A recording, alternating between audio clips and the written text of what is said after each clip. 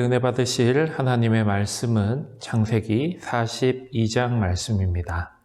창세기 42장 9절의 말씀을 제가 봉독해 올리겠습니다. 요셉이 그들에게 대하여 꾼 꿈을 생각하고 그들에게 이르되 너희는 정탐꾼들이라 이 나라의 틈을 엿보려고 왔느니라. 아멘. 오늘은 창세기 42장 말씀을 함께 보며 하나님께 은혜 받는 시간이 되시기를 주님의 이름으로 소망합니다. 여러분, 7년 동안의 풍년 이후에 7년 동안의 흉년은 이 앞선 풍년이 무색할 정도로 온 세상을 굶주리고 어렵게 만들었습니다. 물론 이를 먼저 알고 준비한 애굽은 괜찮았겠지만 애굽 위에 다른 모든 나라는 도저히 견디기 힘들 정도로 어려움을 당하고 있었다라는 것이지요. 그리고 이 환난은 야곱의 가정에도 예외 없이 찾아왔습니다. 오늘 본문 2절의 말씀입니다.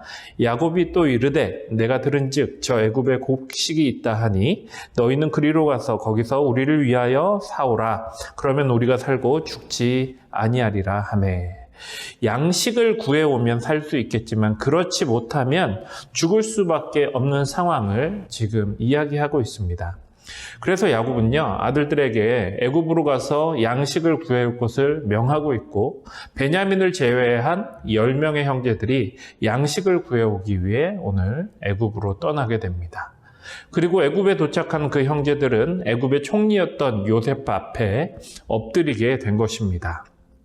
어떻게 보면 지금 앞에 서 있는 이 총리가 예전에 자신들이 죽이려다가 애굽으로 팔아넘긴 요셉이라는 것은 꿈에도 모르고 엎드려서 곡식을 주기를 구하고 있는 것이지요. 여러분, 요즘 드라마를 보면 참 이상한 부류의 드라마가 하나 있습니다. 소위 막장 드라마다라고 하는 이 부류인데 세상에서 도저히 일어날 수 없는 정말 말도 안 되는 우연들이 계속해서 아무렇지도 않게 일어나는 드라마를 말합니다. 그런데 사람들은 이런 드라마를 이상하게도 막장이네 이렇게 말하면서도 계속해서 봅니다. 드라마를 만드는 입장에서도 사람들이 계속 그런 류의 드라마를 봐주니까 계속해서 만들고 있는 것이겠지요. 그렇다면 사람들이 왜 이런 드라마를 볼까요? 저는 개인적으로 정말 말도 안 되는 이런 우연과 불운으로 항상 궁지에 몰리던 주인공이 결국에는 통쾌하게 복수에 성공하는 바로 그 장면을 기대하면서 어떻게 복수할까 이 장면을 기대하면서 이런 드라마를 보는 게 아닐까 생각을 해봅니다. 그래서 요즘에는 그런 통쾌한 복수를 사이다 같다라고 표현하기도 하더라고요. 그런데 오늘 본문의 이 장면이 어떻게 보면 그 사이다와 같은 통쾌한 복수를 할 수 있는 장면이 아닌가 생각해 봤습니다. 요셉은 노예로 팔려와서 우여곡절 가운데 애굽의 총리가 됐습니다. 근데 이것도 참 엄청난 일이에요. 그런데 온 세상의 기근으로 인해 하필이면 그를 팔아먹은 그 형들이 지금 그 당사자인 요셉 앞에 머리를 조아리고 있는 것, 이것도 정말 있을 수 없는 일이 아닐까요? 이 얼마나 완벽하고 통쾌한 절호의 복수의 찬스가 아니겠습니까? 정말 지금은 요셉이 갑 중에 갑이고 형들은 을 중에 을의 입장이 된 것입니다. 이제 요셉이 그들에게 무슨 짓을 해도 요셉은 모든 것이 가능한 상황이 되었습니다. 그런데 바로 이 순간 하나님은 요셉에게 무언가를 깨닫게 하십니다. 오늘 본문 9절의 말씀입니다. 요셉이 그들에게 대하여 꾼 꿈을 생각하고 그들에게 이르되 너희는 정탐꾼들이라 이 나라의 틈을 엿보려고 왔느니라. 아멘. 요셉이가 있어 가장 기다리던 그 복수의 순간 하나님께서는 요셉에게 예전에 꾼 꿈을 생각나게 하십니다. 요셉이 아직 팔려나가기 전에 아버지가 사주신 채색 옷을 입고 형들의 잘못을 아버지께 고하던 바로 그 당시에 꾼 꿈입니다. 우리 창세기 37장 7절 말씀을 보기 원합니다.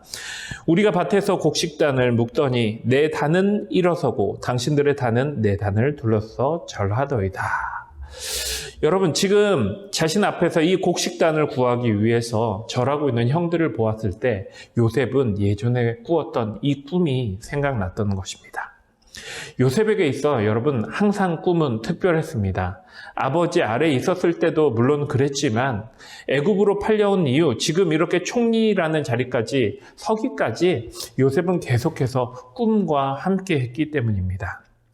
그런데 그런 요셉에게 지금 이 꿈이 생각나게 된 것이지요.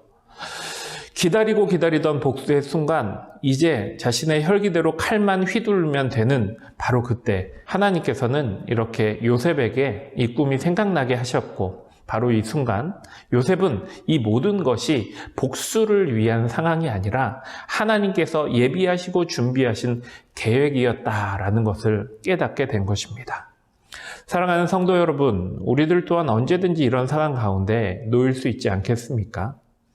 우리 인생 가운데 정말 중요한 선택이나 중요한 이 절체절명의 순간에 우리가 하나님의 자녀임을 망각하고 우리의 모든 것이 하나님께서 이끄심을 잃어버리고 내 생각대로 내 혈기가 시키는 대로 얼마든지 우리는 행할 수 있다라는 것이지요.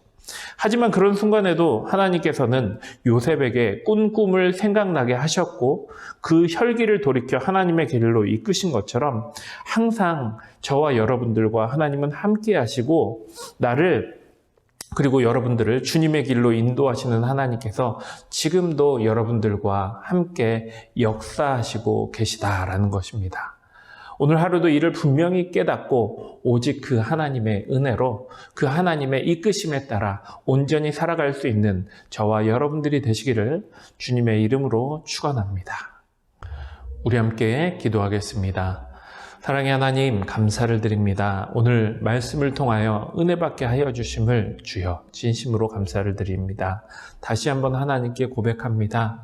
아버지, 나의 인생의 모든 것이 하나님의 계획이고 하나님의 이끄심임을 믿습니다. 하나님, 저희가 절대 이것을 잃어버리지 않고 오늘 하루도 하나님 아버지께서 이끄시는 대로 온전히 살아갈 수 있는 저와 우리 성도님들 될 수 있도록 주님 역사하여 주시옵소서. 이 모든 말씀 살아계신 예수님의 이름으로 기도드립니다.